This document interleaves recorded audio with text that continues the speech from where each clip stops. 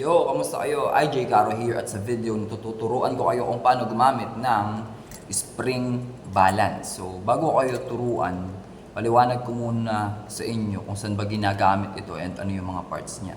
So, itong spring balance ay ginagamit natin sa pagsusukat ng mass or pwede ring weight. Okay, so balikan natin yung unit ng mass ay grams. So, nandito yon.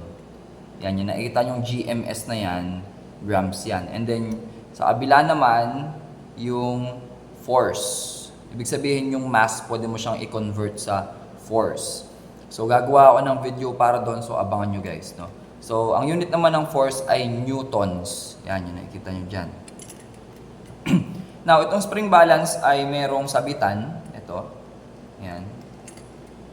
And then, meron din siyang part kung saan doon mo isasabit yung object na titimbangin mo. Yan. Good example nito is yung sa mga palengke na nakikita nyo ninyo. Yan, yung mga timbangan na ginagamit ng mga sa isda. Yan. So, ito, isasabit mo to sa isang rigid na structure. Tapos ito, dito mo naman ilalagay yung object na titimbangin mo. Now, meron namang feature ito na kung saan ginagamit for calibration. Pag sinabing calibration, yung instrument ay iseset mo ulit sa 0. Kasi may mga times tulad nito, pansinin nyo, yung mismong pointer niya ay hindi na nakatapat doon sa 0. Yan. So, nangyayari yan kasi minsan sa palagi siyang ginagamit, so nag-a-adjust siya mismo. So, paano mo yun babaguhin or paano mo siya i-calibrate? So, ang gagawin mo lang, ito, itong nakita nyo na sa taas na yan, sabi dito, may label siya na to adjust zero setting. Yan yung nakikita nyo dyan sa taas. Yan. So, gagalawin nyo lang ito. Yan. So, pag ganyan, sumobra yan. Yan, dyan muna kayo tumingin. Yan. So, pwede mo tong hilain. Yan. Papantay mo doon. Pasensya, wala tayong focus talaga dito. Kasi front cam yung gamit natin. Yan guys. So, lagi yung tatandaan kapag gagamit kayo ng spring balance, kailangan calibrated siya. Ibig sabihin na set nyo dapat sa 0. So, kapag okay na yan, calibrated na siya, so, pili ka na ng bagay na gusto mong malaman kung ilang grams yung mass niya. So, for example, meron ako dito, gusto kong malaman itong coin na to. Yan. Parang sa ano to eh, token ito sa mga arcade niya, amusement. So, kung papansin niyo may problema kasi ito, kaya ko itong hawakan. Pero ito, so paano ko yan ilalagay dyan? Hindi naman pwedeng isabit ko yan dyan tapos ibabalance ko. So, dyan nagagana ang inyong critical thinking skills. So, pwede nyong gawin is kuha kayo ng plastic. Ito. Then, ilagay nyo mismo yung coin doon sa loob. So, kung gusto nyong mas makasigurado, pwede nyo munang timbangin yung plastic. Pero, as long as ganitong plastic yung ginagamit niyo, yung plastic ng yelo, almost neglected na dito yung mass. Yan, almost 0 na rin yan, hindi naman gumagalaw. But by the time na maglagay tayo nitong coin, so gagawin nyo, itong coin is ilalagay nyo dun sa loob. Then para mas makakuha tayo ng mas visible na measurement, dagdagan natin itong coin. So, gawin natin 5. Yan, so 5 na tokens. So, then, ginawa ko lang, lagyan ko lang ito ng butas, gamit pa ako. Tapos, i-hook nyo lang siya dyan, sabit nyo lang. Yan. So, again, huwag nyo kakalimutan na i-calibrate yung ating spring balance bago gamitin. Make sure na siya ay nakaset sa 0 bago mo nilagyan ng plastic. Okay? So, again, we consider na yung plastic ay meron siyang mass pero hindi ganun na significant sa ating measurement. So, bitawan mo na siya. Wait, natanggal yung ano. Ang daldal ko kasi. So, again, ihuhook nyo lang siya. Ihuhook nyo lang doon sa butas. Yan. I believe ang Pilipino ay maparaan. So, marami pa kayong paraan dito na pwedeng gawin. Okay. So, as you can see, nakasabit na siya. And then, hawak ko itong spring balance. Then, meron tayong mga guhit dyan na makikita. So, by the way guys, ang tawag sa mga guhit na yan ay graduations. No? Yan, hindi lang kasi siya masyadong malinaw. So, explain ko na lang sa inyo guys, paano siya babasahin. So, dito tayo mag-focus sa grams, sa GMS. So, as you can see, meron siyang numbers 0, 20, 40, 60 hanggang 200. So, skip counting siya ng 20.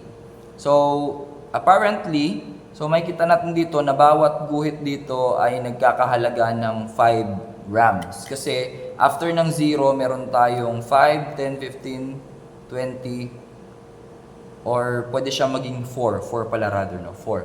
So, paano nyo malalaman yon? So, ang gagawin nyo lang, itong 20 na yan, which is yung unang number, i-divide nyo lang sa dami ng guhit. Except for the 0. Huwag nyo sasama yung guhit ng 0. So, bilangin natin 1, 2, 3, 4, 5. So, merong 5 guhit from 0 to 20. Except for the 0, so 5. So, 20 divided by 5, that is 4. Yan. Hindi ko kasi talaga ma-focus eh. Yan. Pero makikita nyo naman yan. So, merong 4. Ibig sabihin, kada guhit ay 4 grams. So, gagawin lang natin is, bilangin mo lang yung guhit. So, kung lumampas siya ng 20, so, ibig sabihin, meron na siyang 20 grams. Then, tignan ko maigi, 20. So, isang guhit pa ulit. So, that is 24 grams. Now, yung marker natin ay huminto sa pagitan ng unang guhit at pangalawang guhit after ng 20. So, meaning, 24, 28 sana, 28 grams sana kung aabot dun sa pangalawang guhit after 20. But since hindi siya umabot dun, so gitna na lang yan. So ang gitna ng 24 at 28 ay 26. So meaning, ito ngayon ay merong timbang na 26 grams. Now, may mga cases guys na nakakangawit. So kuha kayo ng stand tulad nito. So pwede nyo siya diyang isabit. So, nakasabit na lang siya. So, ito yung buong itsura ng stand. So, meron lang siyang base. Yan. So, isasabit nyo lang siya dyan. So, siguruhin nyo lang guys na ito mismo ay hindi magkakaroon ng contact doon sa mismong stand ninyo kasi pwede niyang maitulak paakyat yung coins. So, mababawasan yung mass na kinukuha natin.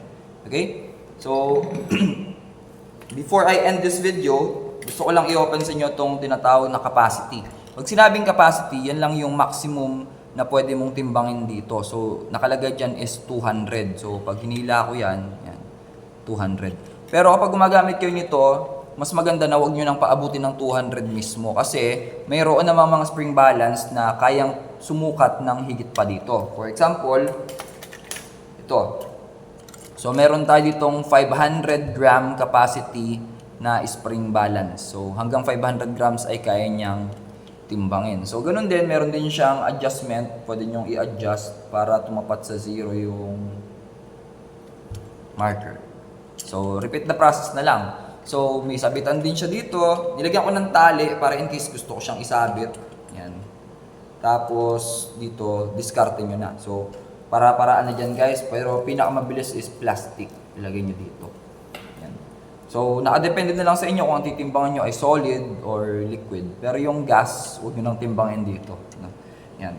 Then, bukod sa meron tayong 500, meron din tayong spring balance na ang capacity ay 1,000 grams. So, ibig sabihin, 1,000 grams is 1 kilogram. So, kaya niyang timbangin hanggang 1 kilo.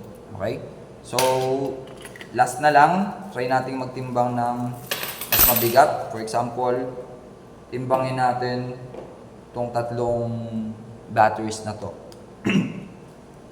So, sa palagay nyo guys, anong spring balance ang gagamitin natin? Sa palagay nyo, ilan ang capacity nito?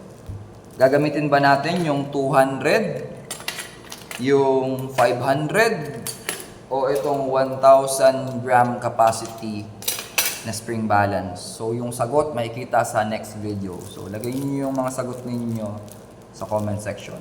200, 500, or 1,000 grams para sa tatlong to. See you sa next video.